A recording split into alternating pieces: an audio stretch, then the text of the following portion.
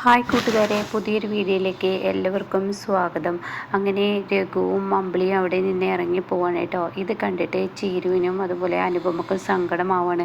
രഘുവേട്ടനോടും അമ്പിളി ചേച്ചിയോടും അച്ഛന് ചെറിയൊരു പിണക്കമുണ്ട് എന്ന് പറയണേ. എന്നാൽ ഈ സമയം ഈ ഒരു വാക്ക് പറയുമ്പോൾ അനുപമ പറയണ അച്ഛനോട് നമുക്ക് പോയി സംസാരിച്ച് നോക്കാം എന്ന് പറയണേ. അങ്ങനെ മാഷിൻ്റെ അരികിലോട്ട് ഇവർ ചെല്ലണം കേട്ടോ. അപ്പം മാഷ് പറയാണ്, മക്കളെ നിങ്ങൾ എന്താണ് പറയാൻ പോകുന്നത് എനിക്ക് നന്നായിട്ട് അറിയാം. നിങ്ങൾ അമ്പിളിയുടെയും രഘുവിൻ്റെയും കാര്യത്തെക്കുറിച്ചല്ലേ. അവർ പലവരുടെയും മുന്നിൽ തോറ്റത് കൊണ്ട് തന്നെ അവർ ചെയ്യുന്ന തെറ്റെന്താണെന്ന് അവർക്ക് കഴിയുന്നില്ല. അവർ ഈ പറയുന്ന ആദ്യത്തിൻ്റെ പണമെടുത്താണ് ഈ പരിപാടിയൊക്കെ ചെയ്യുന്നതെങ്കിൽ അവർക്ക് അതുകൊണ്ട് മനസ്സമാധാനം ഒരിക്കലും ഉണ്ടാവില്ല. ദൈവത്തിൻ്റെ കോടതിയിൽ അവർക്കൊരു ശിക്ഷ വിധിച്ചിട്ടുണ്ടാവും. ആ ശിക്ഷ ഇന്നല്ലെങ്കിൽ നാളെ നടപ്പിലാക്കാൻ കഴിയും. ഒരിക്കലും രഘുവിനും അമ്പിളിക്കും ആ ഒരു പണം കൊണ്ട് ഒരിക്കലും അവർക്ക് മുന്നേറാൻ കഴിയില്ല. അവരെന്നും ആ ഒരു പണം കൊണ്ട് ഒളിച്ചും പാത്തും ഓരോ കാര്യങ്ങൾ ചെയ്യാൻ പറ്റത്തുള്ളൂ. ഇപ്പോൾ എന്തിന് പറയണേ, അവന് അങ്ങനെയോ ആ ഒരു സ്വർണം കിട്ടിയിട്ടുണ്ടെങ്കിൽ അവൻ്റെ കയ്യിലുണ്ടെങ്കിൽ ആ സമയം അവന് അത് പുറത്ത് കൊണ്ടുവരാൻ പറ്റുന്നുണ്ടോ? അവനത് കഴിയുന്നില്ലല്ലോ. അത് ദാസിൻ്റെ പേരിൽ എടുത്തിരിക്കുകയാണോ? അതും പറയാൻ പറ്റത്തില്ല. അതുകൊണ്ട് തന്നെ അവൻ ഈ ചെയ്യുന്നത് തെറ്റാണ്. ഒരു സ്വർണ്ണക്കടത്തുകാരൻ്റെ കയ്യിൽ നിന്നും സ്വർണം വാങ്ങി അവൻ സ്വർണം മോഷ്ടിച്ചു എന്ന് തന്നെ പറയാം. സംഭവം അവൻ്റെ കയ്യിൽ യാദൃശികമായി വന്ന് പെട്ടതൊക്കെ ആയിരിക്കാം. പക്ഷെ അവന് ചിന്തിക്കേണ്ട ഒരു കാര്യമുണ്ട്. അന്യൻ്റെ മുതൽ എപ്പോഴും അന്യൻ്റെ മുതൽ തന്നെ ആയിരിക്കും. അതിൽ നിന്ന് ഒരിക്കലും അവന് മനസ്സമാധാനം കിട്ടില്ല എന്ന് പറയുന്നുണ്ട്. അപ്പോൾ ചിരു അങ്ങനെ അനുപമയെ നോക്കുന്നുണ്ട് കേട്ടോ. അനുപമക്കും ചിരുവിനോട് ഉത്തരം പറയാൻ കഴിയുന്നില്ല. അവനത് തിരിച്ചറിഞ്ഞ് ആ സ്വർണ്ണക്കടത്തുകാരൻ്റെ സ്വർണം അവന് തിരികെ കൊടുത്താൽ തീർച്ചയായും അവനും അമ്പിളിക്കും സ്വസ്ഥതയും സമാധാനത്തോടും കൂടി ജീവിക്കാം. പക്ഷെ അവർക്ക് ഒരുപാട് അവരിപ്പോൾ വിചാരിക്കുന്നത് പോലെയുള്ള അത്രയും വലിയ പണമൊന്നും ഇല്ലെങ്കിലും സ്വസ്ഥത എന്തെന്ന് അവർക്ക് തിരിച്ചറിയാൻ കഴിയുമെന്നൊക്കെ പറയുന്നുണ്ട് കേട്ടോ. എന്നാൽ ഈ സമയം ഇപ്പുറത്ത് ഇന്ദ്രൻ ഇങ്ങനെ ഡ്രസ്സൊക്കെ മാറിയതിന് ശേഷം ഇന്ദ്രൻ തനിയെ നിന്ന് ചിന്തിക്കുകയാണ്. തൻ്റെ അമ്മ തന്നോട് നടത്തിയ ആ ഒരു വഞ്ചന, അതായത് അവിഹിതമുണ്ടെന്ന് സുകുമാരിയുമായി അവിഹിതമുണ്ടെന്ന് പോലീസിനെ വിളിച്ച് പറഞ്ഞ് തൻ്റെ അമ്മയുണ്ടല്ലോ, അവരുടെ മനസ്സ് ഇന്ദ്രന് മനസ്സിലാവണം കേട്ടോ. അതായത് തൻ്റെ മനസ്സിൽ ഇങ്ങനെ തോന്നുകയാണ്, തൻ്റെ അമ്മ മനസ്സിലാക്കിയിരിക്കുന്നത് ഇതാണെന്നുള്ള സത്യം തിരിച്ചറിയണം. അപ്പോൾ ആ സമയം ഇന്ദ്രന് ആ സത്യം തിരിച്ചറിയുമ്പോൾ ഇനി എന്തായാലും അനുപമക്ക് ഇനി ദിവസങ്ങൾ നീട്ടിക്കൊണ്ട് പോകാൻ പറ്റത്തില്ല. അനുപമയെ കൊണ്ട് കാര്യങ്ങൾ വെട്ടിത്തുറന്ന് പറയണം എന്ന് തീരുമാനിച്ച് തന്നെ അനുപമയുടെ ഫോണിലോട്ട് ഇന്ദ്രൻ ഫോൺ വിളിക്കാൻ കേട്ടോ. അപ്പോഴാണെങ്കിലോ ചീരുവും മാഷും അതുപോലെ അനുവൊക്കെ ഇങ്ങനെ സംസാരിച്ചും കൊണ്ടിരിക്കുകയാണ്. അപ്പോൾ ചീരു ആണെങ്കിലോ ഈ ഫോൺ എടുത്ത് ഇന്ദ്രേട്ടനാണല്ലോ എന്ന് പറയുന്നുണ്ട്. ആ സമയം മാഷിനെ ഇങ്ങനെ അനുപമ നോക്കുകയാണ് കേട്ടോ. എന്നാൽ ഈ സമയം മാഷ് പറയണം, മോളെ നീ അവൻ്റെ ഫോൺ എടുക്കാതിരിക്കുന്നത് ശരിയല്ല. അവൻ്റെ ഫോൺ എടുക്ക്. ഇവിടെ തെറ്റും ശരിയും ആരെടുത്താന്ന് നമുക്ക് നന്നായി അറിയില്ല. പക്ഷേ അവൻ എന്താണ് അവന് പറയാനുള്ളതെന്ന് നമുക്ക് കേൾക്കാം. നാളെയാണല്ലോ കോടതിയിൽ നിങ്ങളുടെ ജീവിതം വേണ്ടെന്ന് വെക്കുന്ന ആ ഒരു ദിവസം. ആ ദിവസത്തെക്കുറിച്ച് അവൻ എന്തെങ്കിലും പറയാനുണ്ടാവും. അതുകൊണ്ട് നീ ഫോൺ എടുക്കുക. ഈ അച്ഛനും അതുപോലെ നിൻ്റെ അനിയത്തിയും കൂടി കേൾക്കട്ടെ എന്ന് പറയാൻ കേട്ടോ. അങ്ങനെ അനുപമ ആ ഫോൺ എടുക്കണം കേട്ടോ. അങ്ങനെ അനുപമ ആ ഫോൺ എടുക്കുമ്പോൾ ഉടൻ തന്നെ ഹലോ, ഇത് ഇന്ദ്രനാണ് എന്ന് പറയുന്നുണ്ട് കേട്ടോ. എന്തിനാണവോ നിങ്ങൾ വീണ്ടും എന്നെ വിളിച്ചിരിക്കുന്നത്?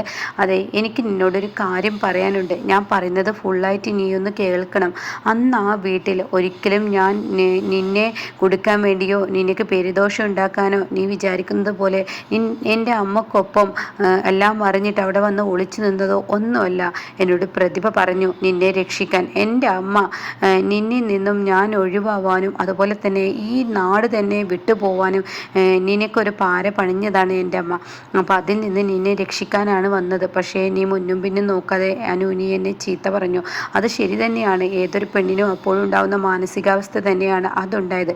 പക്ഷേ ഇപ്പോൾ എൻ്റെ അമ്മ തന്നെ എനിക്ക് ഒരു അവിഹിതമുണ്ടെന്ന് ഉണ്ടാക്കി തന്നിരിക്കുന്നത്. അത് കേൾക്കുന്നതിനോടുകൂടി അനുപമ അതെന്തെന്ന് ചോദിക്കാൻ കേട്ടോ. അതെ, ആ സുകുമാരി ഞാൻ നിന്നോട് ഇങ്ങനെയൊക്കെ ചെയ്തത് വീട്ടിൽ നിന്ന് ഇറങ്ങിപ്പോയതാണ്. പിന്നീട് ആ സുകുമാരി എന്നെ ലോഡ്ജിൽ വെച്ച് കാണുകയും അവരും ഞാനും അവിഹിതമുണ്ടെന്ന് പോലീസിനെ വിളിച്ച് പറയുകയൊക്കെ എൻ്റെ അമ്മ ചെയ്തു എന്ന് പറയട്ടോ. ഇത് കേൾക്കുന്ന അനുപമക്ക് അത് വിശ്വസിക്കാൻ കഴിയുന്നില്ല കേട്ടോ. അനുപമ പറയണ സ്വന്തം മകനെ ഒരിക്കലും ഒരമ്മ കൊടുക്കില്ലല്ലോ.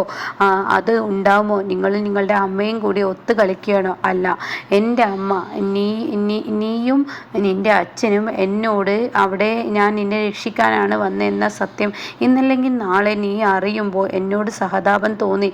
നീ വീണ്ടും എന്നുമായി ജീവിക്കാനുള്ള ആ താല്പര്യം നിൻ്റെ ഉള്ളിൽ വരുമോ എന്ന ഒരു പേടി കൊണ്ടോ ഞാൻ ഈ വൃത്തികെട്ട പണിക്ക് നിൽക്കുന്ന എനിക്കൊരു അവിഹിതമുണ്ടെന്നുള്ള ആ തെറ്റിദ്ധാരണ ഉണ്ടാക്കാൻ വേണ്ടിയാണ് എൻ്റെ അമ്മ അത് ചെയ്തത്.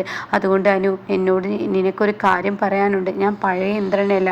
ഒരിക്കലും ഞാൻ നിന്നെ വേദനിപ്പിക്കില്ല. എനിക്ക് നീയില്ലാതെ ജീവിക്കാൻ കഴിയില്ല. നീയും കുഞ്ഞും ഒരിക്കലും എന്നെ വിട്ടു പോകരുത്. നാളെ ആ ഡിവോഴ്സ് നടക്കരുതെന്ന് പറയാൻ കേട്ടോ.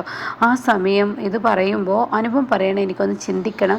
എനിക്ക് നീ ചിന്തിച്ചിട്ടേ മുന്നോട്ട് കാര്യങ്ങൾ നിൽക്കാൻ കഴിയുള്ളൂ. കാരണം ഇതുവരെയും എനിക്ക് അനുഭവം നിങ്ങളിൽ നിന്നും നിങ്ങളുടെ അമ്മയിൽ നിന്നും വേദനകൾ മാത്രമാണ്. നിങ്ങൾക്കാണെങ്കിൽ ഒരിക്കലും നിങ്ങളുടെ അമ്മയിൽ നിന്നും മോചനവുമില്ല എന്നിങ്ങനെ പറയുന്നുണ്ട് കേട്ടോ. ആ സമയം അത് പറഞ്ഞ് ഫോൺ വെക്കുമ്പോൾ മാഷിനോട് അനുപമ ചോദിക്കുകയാണ്, അച്ഛാ ഇതിനുത്തരം ഞാൻ എന്താണ് നൽകേണ്ടത്? മോളെ, എനിക്ക് നിന്നോട് പറയായിരുന്നു അവൻ്റെ ജീവിതത്തിലോട്ട് നീ തിരികെ പോയിക്കോ, ഒരു കുഞ്ഞുള്ളതാണ്, നീ അവനുമായി ഒത്ത് ജീവിച്ചോ എന്നൊക്കെ എനിക്ക് നിന്നോട് പറയായിരുന്നു. പക്ഷെ അത് പറയാൻ എനിക്ക് യാതൊരുവിധ അവകാശവുമില്ല. കാരണം എന്താണെന്നറിയോ, ഈ പറയുന്ന ഇന്ദ്രൻ എന്നാണോ അവൻ്റെ അമ്മയുടെ വാക്കിന് യാതൊരു മൂല്യവും കൽപ്പിക്കാതെ അവൻ്റെ അമ്മയെ എതിർത്ത് അവനൊരു ഒരാണായി പെരുമാറുന്ന അന്നേ അവന് സ്വാതന്ത്ര്യം ഉണ്ടാവുകയുള്ളൂ. അല്ല എങ്കിൽ എന്നും ഇതിനെ ചുറ്റിപ്പറ്റി എൻ്റെ മോൾക്കും എനിക്കും ഒക്കെ ഈ വീട്ടിൽ സ്വസ്ഥതക്കേടുണ്ടാവും. ഇനിയും സുശീല പല കുതന്ത്രങ്ങളുമായി വരും. അപ്പോൾ ഇന്ദ്രനുമായുള്ള ബന്ധം ഒഴിവാക്കി എൻ്റെ മോളെയും കൊണ്ട് ഈ നാട്ടിൽ നിന്ന് തന്നെ ഈ വീടും വിറ്റുപെറുക്കി നമുക്ക് ഇവിടെ നിന്ന് പോവുകയാണ് ഏറ്റവും നല്ല ഉത്തമം എന്നാണ് ഈ അച്ഛൻ്റെ തീരുമാനം. ഇനിയും അവന് വേണ്ടി നീ തലകുനിച്ചു കൊടുത്ത തീർച്ചയായും ഇനിയും എൻ്റെ മോൾ ഒരുപാട് വേദനകളെ യാതനകളെ സഹിക്കേണ്ടി വരുമെന്ന് മാഷു പറയുമ്പോൾ അനുപമക്ക് മനസ്സ് പതറിപ്പോവണേട്ടോ.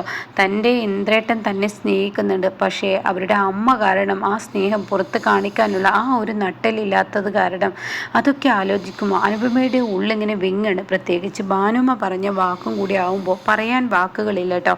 എന്നാൽ പിറ്റേ ദിവസം രാവിലെ തന്നെയാണല്ലോ ഇന്ദ്രൻ ഇത് വിളിച്ചിരിക്കുന്നത്. അപ്പോൾ കോടതിയിലോട്ട് പോകുന്നതിന് മുന്നെയാണ് കാര്യങ്ങൾ പറയുന്നത്. അപ്പോൾ ഇന്ദ്രൻ്റെ അരികിലോട്ട് സുശീല വരികയാണ്. അപ്പോൾ ഇന്ദ്രൻ ഇങ്ങനെ ഇരിക്കുന്ന സമയമായിരിക്കും. അതെ, ഇന്നാണല്ലോ നിൻ്റെ ഭാര്യയും നീയുമായുള്ള ഒരു തീരുമാനമെടുക്കുന്നത്. അവളെന്ന വ്യക്തിയെ നിൻ്റെ ജീവിതത്തിൽ നിന്ന് തുടച്ചു നിൽക്കുന്ന ഒരു അന്തിമ തീരുമാനം ഇന്നാണല്ലോ. ആ അന്തിമ തീരുമാനം ഇന്ന് എടുക്കുമ്പോൾ അത് കഴിഞ്ഞാൽ നീ എൻ്റെ കൂടെ ഒരു വീട്ടിലോട്ട് വരണം. അത് കേൾക്കുന്ന ഇന്ദ്രൻ ചോദിക്കുക, എവിടോട്ടാണാവോ? അതെ, സച്ചി സാറിൻ്റെ വീട്ടിലാണ്. സച്ചി സാറിൻ്റെ വീട്ടിലോട്ട് ഞാൻ നിന്നെ കൊണ്ടുപോകുന്നത് എന്തിനെന്ന് ഞാൻ നിന്നോട് പറയേണ്ട ആവശ്യമൊന്നുമില്ലല്ലോ. അവിടെ നിന്നും 15 ലക്ഷം ഞാൻ കടബാധ്യത ഉണ്ടാക്കിയിട്ടുണ്ട്. സച്ചി സാറിന് ഞാനൊരു വാക്ക് കൊടുത്തിട്ടുണ്ട്, ഇന്ദുവിനെ നീ കല്യാണം കഴിച്ചോളാന്ന്. ഇന്ദുവിനെ നീ തന്നെ കല്യാണം കഴിക്കുമെന്നുള്ള ആ വാക്ക് കൊടുത്തത് കൊണ്ട് തന്നെ അവർ ഈ 15 ലക്ഷം എനിക്ക് തന്നതെന്ന് പറയട്ടോ. ഇത് കേൾക്കുന്ന ഇന്ദ്രന് മൊത്തത്തിൽ അങ്ങ് ദേഷ്യം പിടിക്കുകയാണ്. അങ്ങനെ ഇന്ദ്രൻ കലിതൊള്ളി തുറിച്ച് നോക്കുകയാണ് തൻ്റെ അമ്മയെ. അപ്പോൾ സുശീല പറയണേ, എൻ്റെ വാക്കുകൾക്ക് നീ വില കൊടുക്കുന്നില്ല എങ്കിൽ സച്ചി സാറിൻ്റെ 15 ലക്ഷം കൊടുക്കാനുള്ള ആ ഒരു പരിപാടി നീ നോക്കിക്കോ. എന്തായാലും അവളുമായിട്ടുള്ള ഈ ജീവിതം നീ വേണ്ടെന്ന് വെക്കണമെന്ന് പറയണേ. ഇതേ സമയം അനുപമയാണെങ്കിൽ കോടതിയിലോട്ട് ഇറങ്ങുകയാണ്. ഇനി എന്ത് തീരുമാനമാണ് താൻ എടുക്കേണ്ടത്? തൻ്റെ അച്ഛൻ്റെ തീരുമാനം തനിക്ക് എതിർക്കാൻ കഴിയില്ല. അച്ഛൻ പറയുന്നതിൽ അർത്ഥമുണ്ട്. ഒരിക്കലും ഇന്ദ്രേട്ടൻ അമ്മയിൽ നിന്നും അമ്മ വേണ്ട, അതായത് അമ്മയെ നോക്കണ്ട എന്നല്ല. പക്ഷെ ഇങ്ങനെ ഒരു അമ്മ മകൻ്റെ ജീവിതം ഒരിക്കലും നന്നാവാതെ മരുമകളെ നശിപ്പിച്ചാൽ മതി എന്ന മനോഭാവമുള്ള ആ അമ്മയുടെ കൂടെ താൻ ഇവിടെ രണ്ട് തോണിയിലും കാലിട്ട് നിൽക്കുന്ന ഒരു ഭർത്താവിനെ നിന്ന് കഴിഞ്ഞാൽ തീർച്ചയായും തനിക്കൊരു ജീവിതം ഉണ്ടാവില്ല എന്ന് പറയുന്നത് തൻ്റെ അച്ഛൻ പറയുന്നത് ശരി തന്നെ.